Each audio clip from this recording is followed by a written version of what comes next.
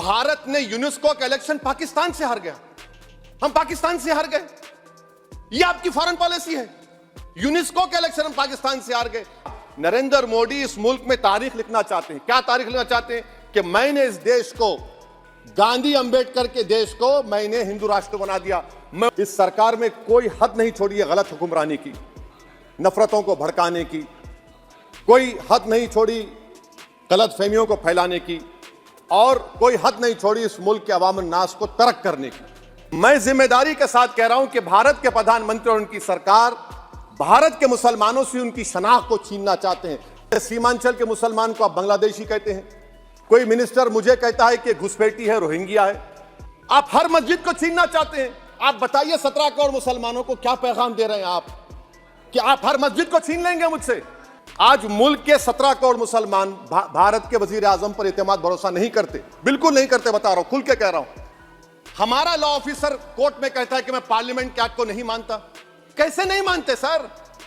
क्या नरेंद्र मोदी ने पार्लियामेंट को नॉमिनेट किया या पार्लियामेंट ने नरेंद्र मोदी को प्रधानमंत्री बनाया? बताइए सर। मैं हस्बे आदत और हस्बे रिवायत इसकी मुखालिफत में खड़ा हूं, और सदर जमहूरिया के खुतबे को अगर आप देखेंगे सर, तो उसमें पूरे खुतबे में लफ्ज़ मुसलमान तो छोड़िए, लफ्ज़ अक़लियत भी इस्तेमाल नहीं हुआ है।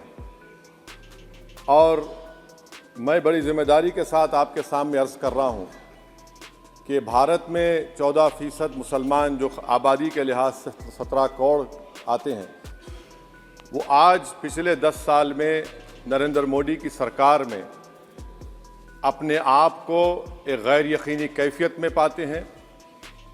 अपने सोचते हैं कि हमारी शनाख्त को ख़तरा है, हमारे वजूद को ख़तरा है।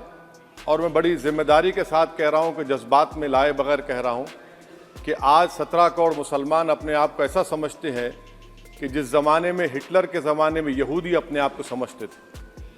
और उसकी मैं बताता हूँ क्यों समझते हैं, बताता हूँ आपको चंद मिनट में।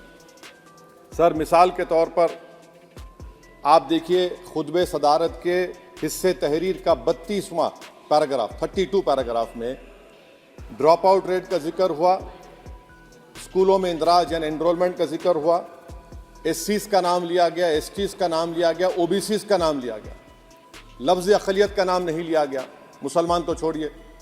और सबसे ज़्यादा ड्रॉप आउट इस मुल्क में अगर स्कूलों में है तो मुसलमानों में है। सबसे कम एनरोलमेंट अगर है तो मुसलमानों में हायर एजुकेशन में।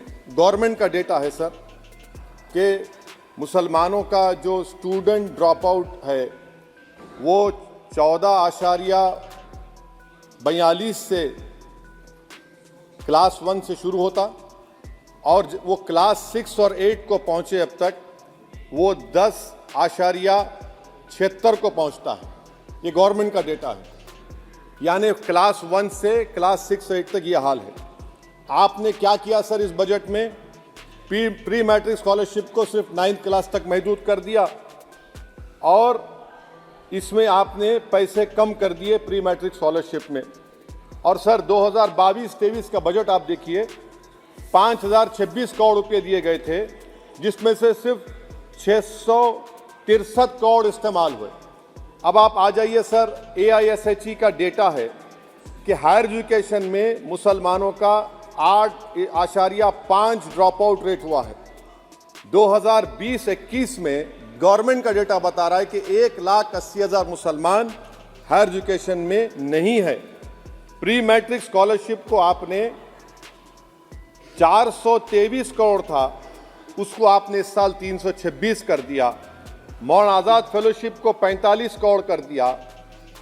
MCM जो 44 करोड़ था 33 करोड़ कर दिया। बताइए, जो सबसे ज़्यादा जिसका कम्युनिटी का ड्रॉप आउट रेट है और जो हायर एजुकेशन नहीं, उससे आप ये बर्ताव करते हैं।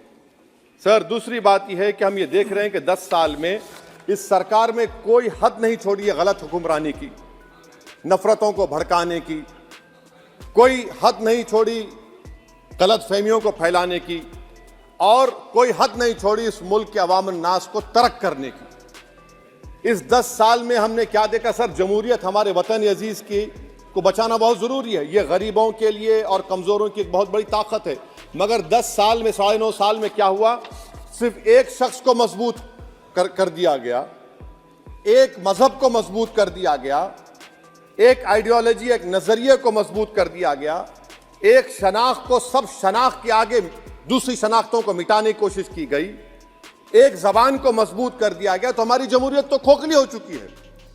और सर, कोई भी हुकूमत और पार्टी सिर्फ जबर और इस्तेसाल पर कायम नहीं रह सकती है सर। दूसरा पॉइंट सर जो मैं आपके सामने अर्ज करना चाह रहा हूं, CAA के कानून के ताल्लुक से मरकजी एक वजीर ने अखबार में बयान दिया कि हम 8 दिन में करने वाले हैं। आप 8 दिन में करेंगे, 8 दिन में एहतजाज शुरू होगा मुल्क के कोने कोने में। आप CAA को मजहब से खत्म कर दीजिए, मजहब से जोड़ेंगे तो आपका इरादा बुरा है। आप भारत की अक़लियतों को, भारत के मुसलमानों को, दलितों को आप परेशान करने का आपका इरादा है। सर, दूसरी बात यह है कि CAA के खिलाफ क्यों हम हैं? क्योंकि सीमांचल के मुसलमान को आप बांग्लादेशी कहते हैं। कोई मिनिस्टर मुझे कहता है कि घुसपैठी है, रोहिंग्या है। तो CAA को मजहब से जोड़ना गलत था, उसको निकालिए। मगर हमारे देश के प्रधानमंत्री सर, वतन अजीज के वजीर आजम, मैं बड़ी जिम्मेदारी के साथ कह रहा हूं कि मैं अपने बचपने में जब हिस्ट्री पढ़ता था तो मैंने एक स्टैचू की फोटो देखी थी, प्रीस्ट किंग ऑफ मोहनजोदारो। ऐसा लगता है कि वैसा ही लग रहा है कि प्रधानमंत्री नहीं है बल्कि पुजारी सम्राट बन चुके हैं वो। और मैं क्यों कह रहा हूं कि हमारे सदर जमहूरिया ने कहा था कि 22 जनवरी एक तारीखी दिन है, बिल्कुल तारीखी दिन है। 22 जनवरी की बुनियाद 6 दिसंबर 92 को रखी गई। 22 जनवरी की बुनियाद 86 में ताले खोलकर रखी गई। 22 जनवरी की बुनियाद GB पंत ने रखी थी। इसीलिए तारीखी दिन है। और तारीखी दिन इसलिए भी है कि सर, इसी ऐवान में 16 दिसंबर 1992 को हमने एक रेजोल्यूशन पास किया था। आप बताइए कि आज इस मुल्क में चाहे कोई सेकुलर पार्टी का हो या जो भी हो, वाले सब सेकुलर है, बुरा मैं हूं, किसी में हिम्मत नहीं है कि 6 दिसंबर की बात की जाए। और वो तारीखी दिन इसलिए भी है सर, इंसाफ करने वालों में एक NCLT के चेयरमैन, एक गवर्नर और एक नामजद शुदा रुकने पार्लियामेंट बैठे हुए थे। अब आप बताइए मेरे पास बचा क्या है? बचा यह है कि आर्टिकल 32 बचा है जिसको बाबा साहब अम्बेडकर ने दिया। आज मुल्क के 17 करोड़ मुसलमान भारत के वजीर आजम पर एतमाद भरोसा नहीं करते, बिल्कुल नहीं करते, बता रहा हूं, खुल के कह रहा हूं। अगर आप आर्टिकल 32 का ड्यू प्रोसेस ही खत्म कर देंगे तो फिर मेरे पास क्या बचेगा सर?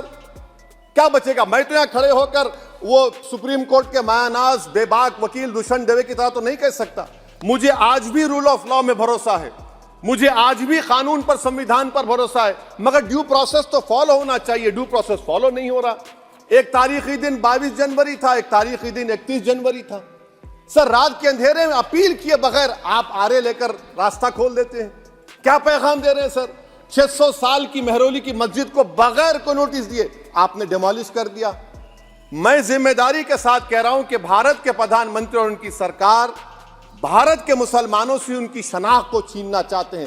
ख्वाजा अजमेरी के आस्थाने पर चादर बिछाइए, मगर आप जो चादर मुझसे छीनना चाह रहे हैं, मेरी मस्जिद है, आप हर मस्जिद को छीनना चाहते हैं। आप बताइए 17 करोड़ मुसलमानों को क्या पैगाम दे रहे हैं आप कि आप हर मस्जिद को छीन लेंगे मुझसे? फिर मेरा वजूद किस माने रखता है? मेरा शनाख्त क्या माने रखता है? रूल ऑफ लॉ क्या माने? अच्छा, 1991 के प्लेसेस ऑफ वर्शिप एक्ट पर क्यों नहीं बोलते आप लोग? आप उस पर कायम है नहीं है। आप 500 साल की बात करते, मैं आपसे कहता हूं भाई 500 साल पे मत जाइए, बौद्ध पे जाइए, जैनिज्म पे जाइए, शैविज्म पे जाइए, कहां रुकेंगे? अरे इस देश को आजादी मिली 47 में, संविधान मिला हमको बाबा साहब अम्बेडकर का, बराबरी का। उससे पहले तो राजा रजवाड़े थे, जमहूरियत नहीं थी, लोकतंत्र नहीं था, मगर आप उसको उस बारे में लेके जाते। अरे 500 साल आगे क्या होगा बताइए? आप किसी एक सिविलाइजेशन, सर अंग्रेजी में किसी ने कहा था, civilisation can not be rewritten by hatred, history can not be corrected by demolition. आप ये नहीं कर सकते। और मैं उम्मीद करता हूं कि जब मौर्रिख तारीख लिखेगा, नरेंद्र मोदी इस मुल्क में तारीख लिखना चाहते हैं। क्या तारीख लिखना चाहते हैं? कि मैंने इस देश को, गांधी अंबेडकर के देश को मैंने हिंदू राष्ट्र बना दिया। मैं उम्मीद करता हूं कि हमारे भारत के हमारे हिंदू भाई देश के प्रधानमंत्री की सोच को नाकाम करेंगे। उन पर है, अब देखते हैं क्या होता है। सर, नेबरहुड फर्स्ट की पॉलिसी है। नेबरहुड फर्स्ट क्या हो रहा है सर? हम सोशल मीडिया के जरिए फॉरेन पॉलिसी चला रहे हैं। मालदीव छोटा मुल्क, वो हमको आंख दिखा रहा है, चीन की गोद में बैठ गया। हमारे लद्दाख में हमारे जो लोग जानवर को लेकर घास चराए जाते, वहां पर चीन की आर्मी आके रोक रही। बताइए, बांग्लादेश चीन की गोद में बैठा हुआ है, आप गैलेंट्री अवार्ड दे रहे हैं, क्यों दे रहे हैं? कि चीन बैठा हुआ है। तो आपका बफर जोन गया कहां भाई साहब? आपका बफर जोन तो कहां गया नहीं मालूम, गायब हो गया बफर जोन। और दूसरी बात सर, आप ये भी देख लीजिए कि यहां पर मैं आपको इंपॉर्टेंट पॉइंट ये बताना चाह रहा हूं सर। ये हम बोलते हैं India middle east economic corridor, कितना पैसा है बताइए, वो नहीं बताया जाता। अच्छा सर, सबसे तकलीफ दे बात मेरे लिए है कि भारत ने यूनेस्को का इलेक्शन पाकिस्तान से हार गया। हम पाकिस्तान से हार गए, ये आपकी फॉरेन पॉलिसी है। यूनेस्को का इलेक्शन हम पाकिस्तान से हार गए। अच्छा, मामला इजराइल का, फलस्तीन का, गाजा का आया। अक्टूबर में 10,000 लोग मर गए, हमने यूएन में सीज फायर की तायीद नहीं की। दिसंबर आया, 20,000 मर गए, तो हमने तायीद कर दी। क्यों तायीद की? क्योंकि ग्लोबल साउथ को हमको फॉलो करना पड़ रहा। भारत ग्लोबल साउथ को फॉलो कर रहा है। मेरे लिए तकलीफ दे बात है, यह आपकी नाकामी का बहुत बड़ा सबूत है। इसीलिए हम बता रहे हैं कि यह सरकार की बहुत से नाकाम। सर, अलीगढ़ मुस्लिम यूनिवर्सिटी, आखिरी पॉइंट, अलीगढ़ मुस्लिम यूनिवर्सिटी, सर आप उत्तर प्रदेश से आते हैं सर। 81 में एक्ट पास हुआ, हमारा लॉ ऑफिसर कोर्ट में कहता है कि मैं पार्लियामेंट के एक्ट को नहीं मानता। कैसे नहीं मानते सर? क्या नरेंद्र मोदी ने पार्लियामेंट को नॉमिनेट किया या पार्लियामेंट ने नरेंद्र मोदी को प्रधानमंत्री बनाया? बताइए।